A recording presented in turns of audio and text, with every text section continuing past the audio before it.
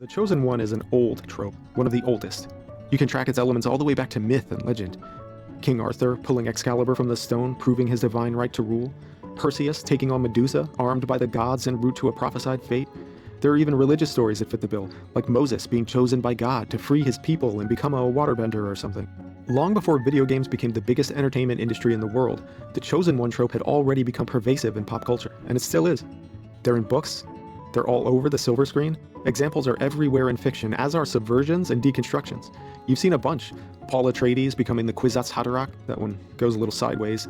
Luke Skywalker becoming becoming the last hope of the Jedi after Daddy Chosen One kind of blew it. You were the Chosen One! Neo, Frodo, Buffy, this guy, and his tongue. The list goes on. Why does the trope endure? In part, I think because of what I mentioned earlier, that built-in escapist power fantasy that comes from the character's miraculous growth from nobody to somebody. One person, against all odds, making a world-trembling difference despite where they came from, and coming to believe they can, despite any doubts along the way. He's beginning to believe. We, unfortunately, live in a world that often stands counter to that childlike dream.